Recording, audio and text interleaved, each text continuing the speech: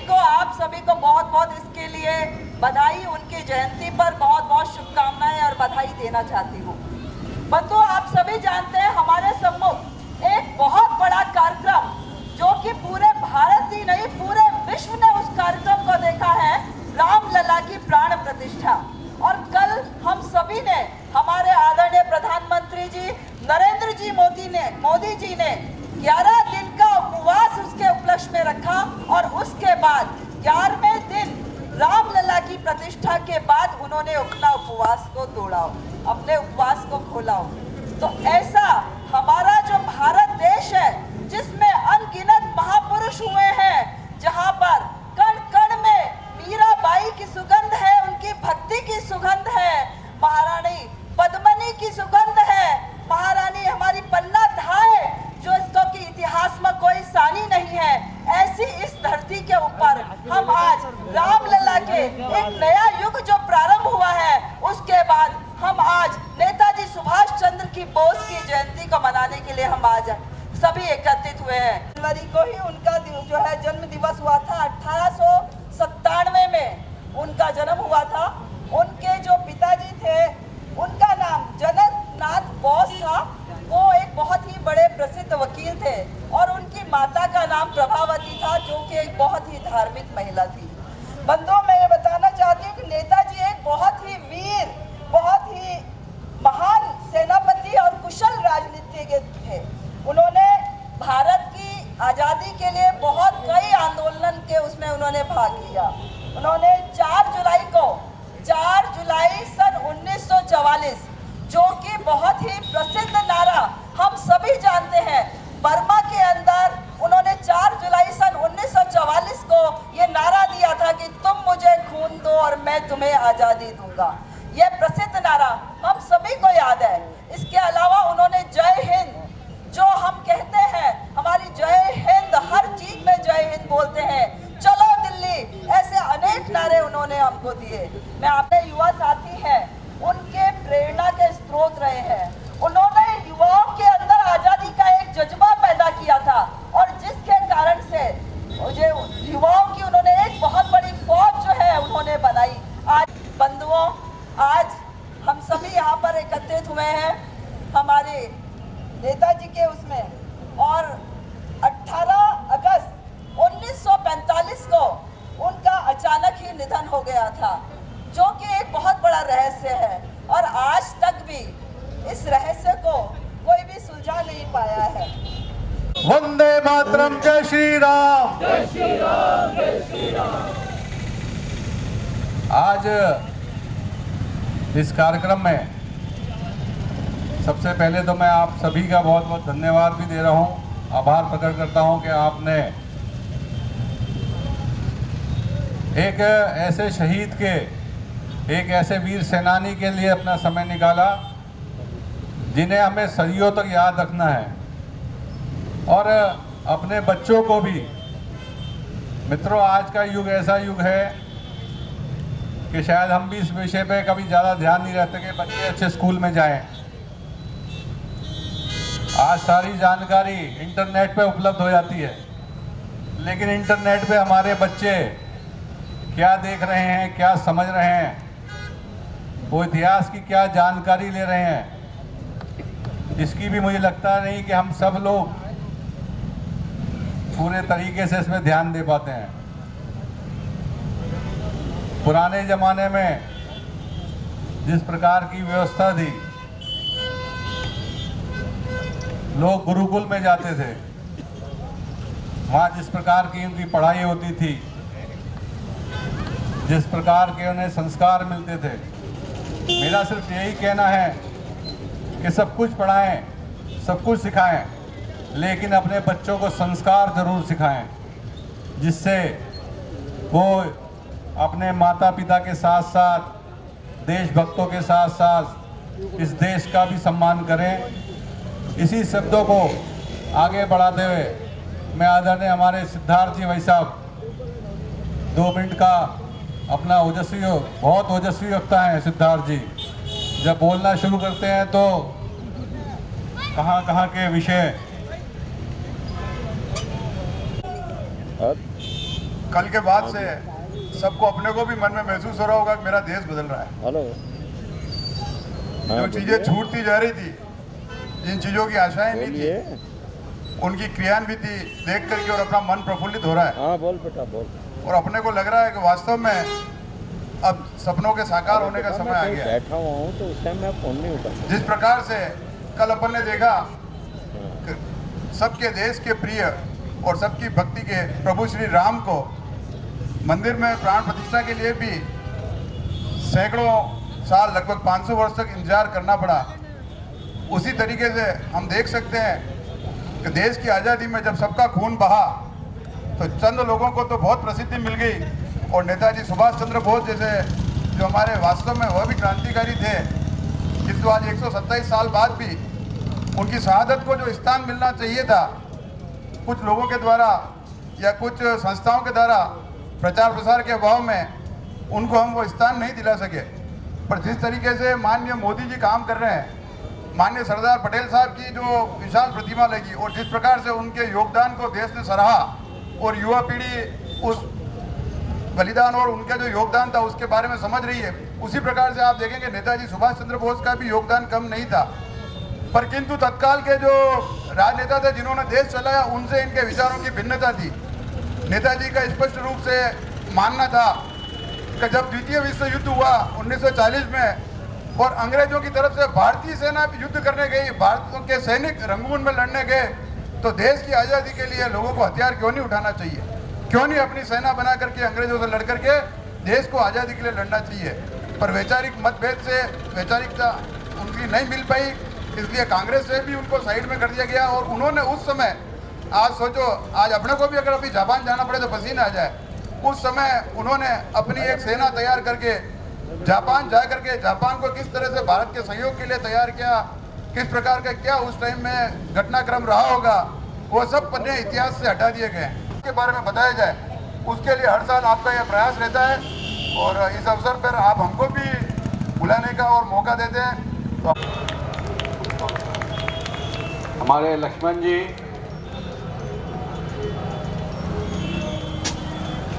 आदरणीय प्रेम सिंह जी भाई साहब का स्वागत करेंगे।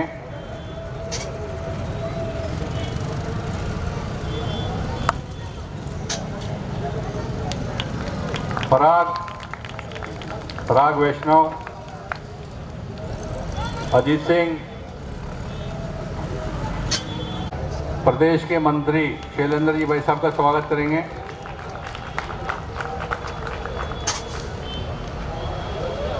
कमलेश जी जावरिया और उकार जी भाई साहब करेंगे। हमारी रेखा आंटी पधारें, किरण दीदी का स्वागत करेंगी।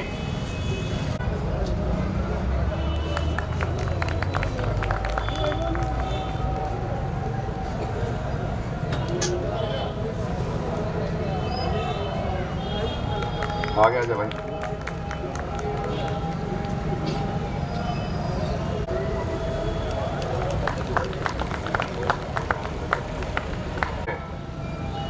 मैं आदरणीय कमलेंद्र सिंह जी पवार भाई साहब से निवेदन करूंगा। सभी बंधु, बजरंगी बंधु, तुम मुझे खून दो, मैं तुम्हें आज़ादी दूंगा।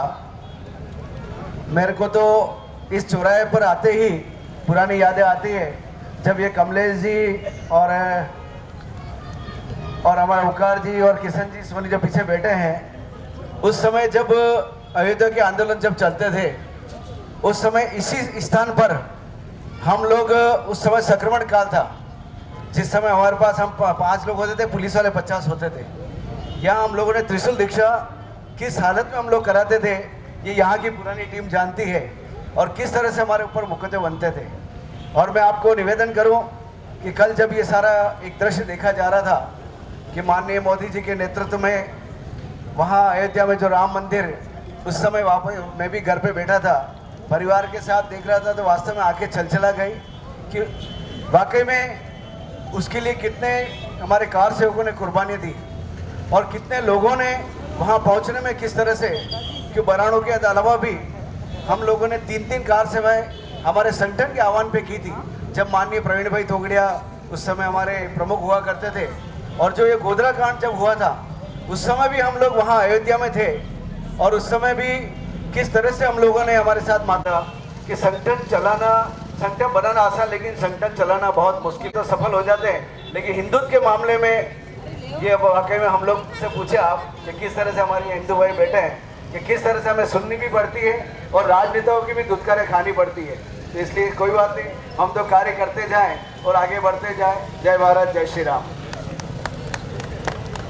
बहुत बहुत धन्यवाद भाई साहब।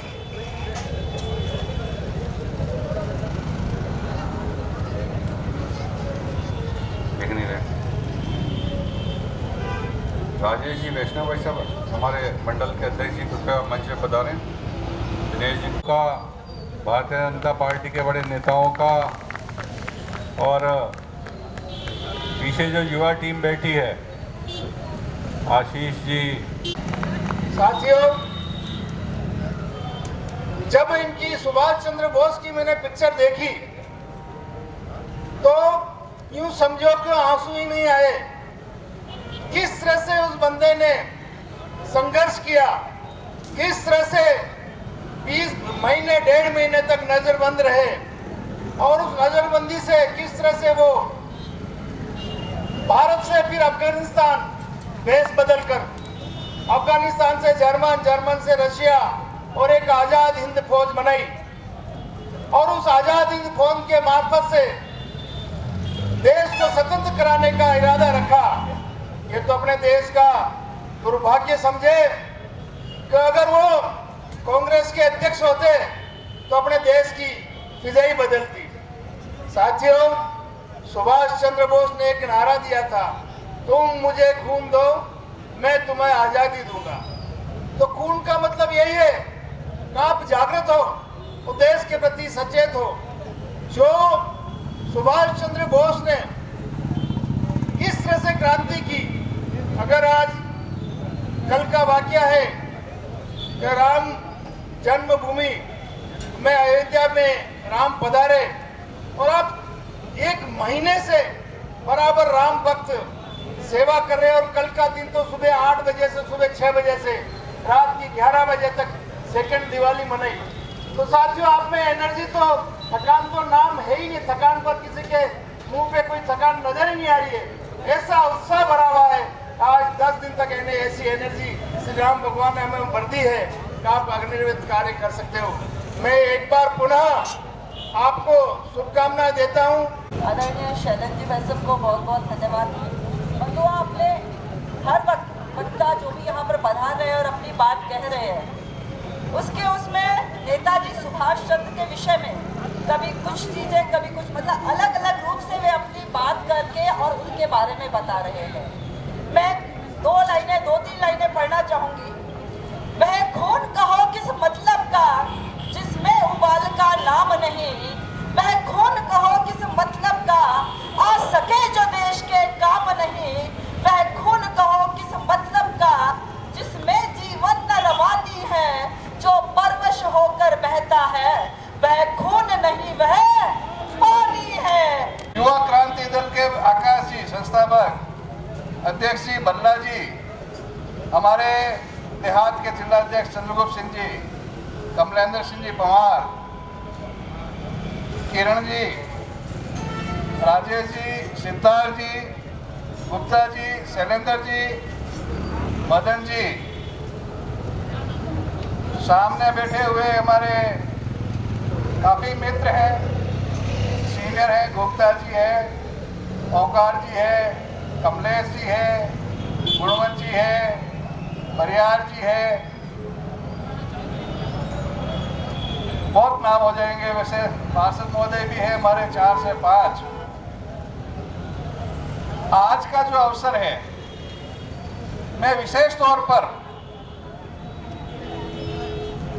युवा क्रांति और आकाश जी को साधुवाद देना चाहता हूं कि जिस महापुरुष को, जो कांग्रेस के राष्ट्रीय अध्यक्ष रहते हुए देश को आजाद करवाने में बहुत महत्वपूर्ण भूमिका निभाने वाले नाम जो कांग्रेस के अध्यक्ष चुने हुए अध्यक्ष थे, चुने हुए अध्यक्ष को हटाकर नेहरू जी को उन्होंने उस समय अध्यक्ष बनाया था। देश का भविष्य 2 बार बदला गया। नेताजी सुभाष चंद्र बोस और दूसरा था सरदार वल्लभ भाई पटेल की ये मूर्ति हमारे कार्यकाल में लगी।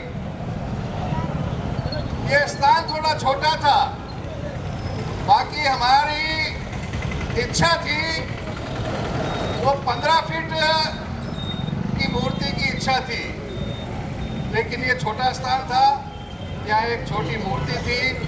मैं इस मौके पर धन्यवाद देना चाहता हूँ भाई मनीष जी का, मनोज जी का, कमलेश जी का। कमलेश जी हमारे साथ में पार्षद थे। एक किसी भी संस्था के द्वारा लगी हुई मूर्ति को हटाना, और वो भी सुभाष चंद्र बोस की, आसान काम नहीं था, लेकिन हमारा उद्देश्य सही था कि हम बड़ी मूर्ति लगाएंगे। आप सभी ने उस समय हाँ भरी और एक कोशिश की कि एक अच्छी मूर्ति लग जाए। तो मैं अपने आप को भाग्यशाली महसूस करता हूँ कि हमने एक गिलहरी की तरह एक छोटा सा कार्य सुभाष चंद्र बोस की मूर्ति स्थापित करने का गांधी जी के समय में किया था। आज का जो माहौल ये चारों तरफ भगवामय है, और राम के बिना आज ये अधूरा है। कल का जो राम का मंदिर की प्राण प्रतिष्ठा हम सब ने देखी है, ये उसे उदयपुर के लिए विशेष है। हम इसको समझें, ये उदयपुर के लिए विशेष है।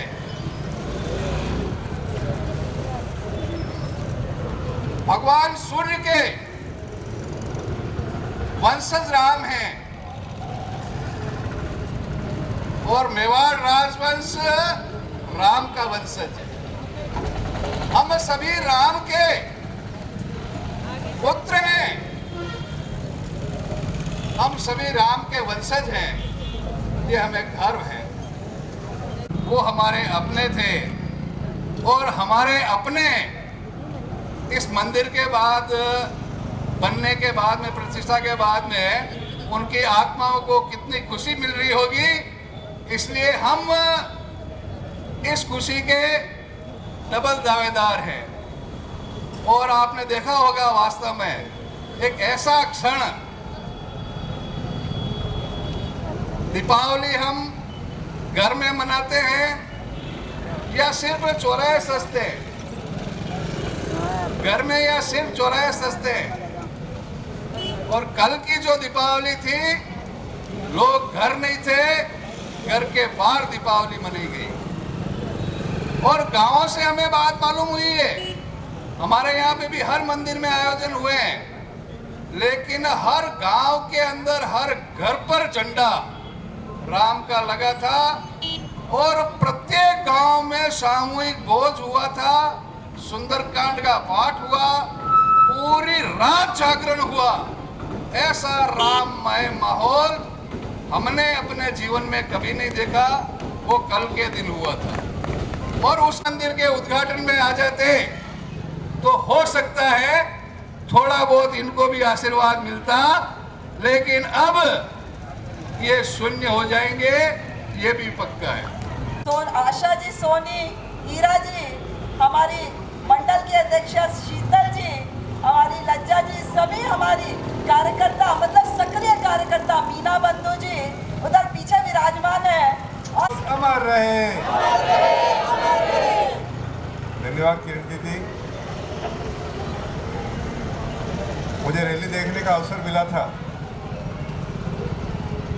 बहुत सुंदर रैली थी। एक बार आकाश जी बागरीचा के लिए जोरदार तालियों से उनका अभिवादन करें। मुझे रैली के स्वागत का भी अवसर मिला। कभी आजाद हिंद फौज जब निकलती होगी रंगून से, तो किस प्रकार का दृश्य लगता होगा। सुभाष बोस खुली जीप में किस प्रकार से नेतृत्व करते होंगे, उसी प्रकार का कुछ दृश्य मुझे आकाश जी आपको देखकर लगा। कहीं न कहीं अहम से वयम में परिवर्तन होने की आवश्यकता है। सम्माननीय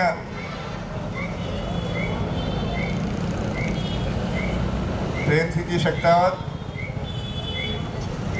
जिन्होंने उदयपुर में महाराणा प्रताप की जो यात्रा है, जन्मदिन मनाने का जो अवसर है, उसको एक भव्य स्वरूप दिया।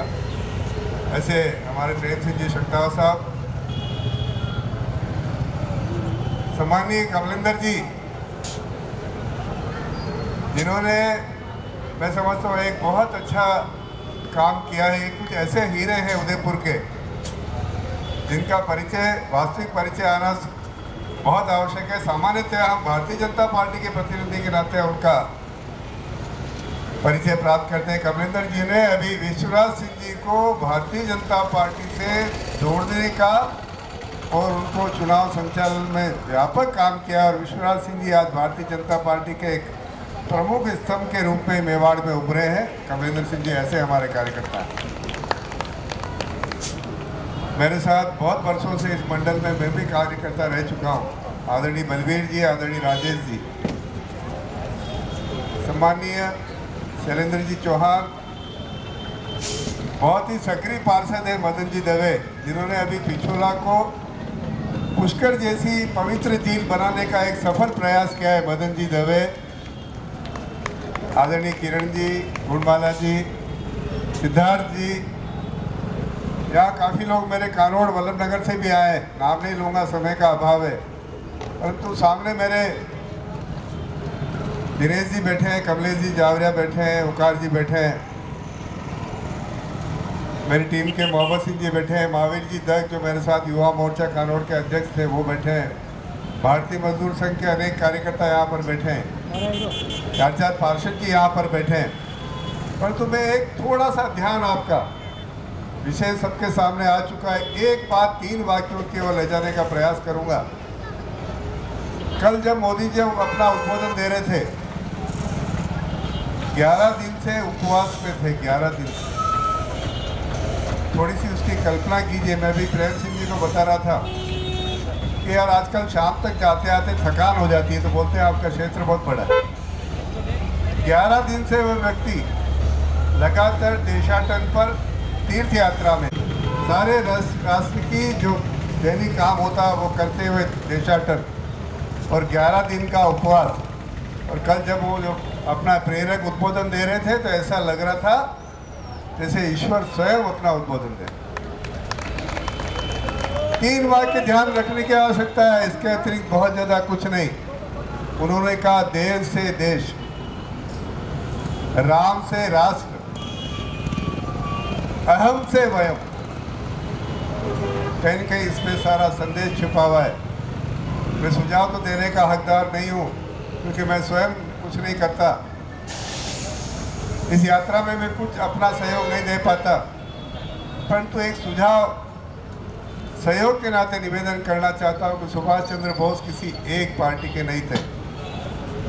आज भी यदि हमारे हिंदुस्तान में कभी वोटिंग हो, हिडन वोटिंग जिस प्रकार से स्टेट्स में होती है या अनेक यूरोपियन कंट्रीज में होती है, और कहा जाए कि पूर्व में और वर्तमान में सर्वाधिक लोकप्रिय नेता कौन थे, तो मैं समझता हूँ हिंदुस्तान ही नहीं पूरे विश्व की जनता सुभाष चंद्र बोस के पक्ष में मतदान करेगी, ऐसा मैं सोचता हूँ। कार्यक्रम में आप सभी लोग पधारे हैं, आपका बहुत बहुत धन्यवाद और आभार।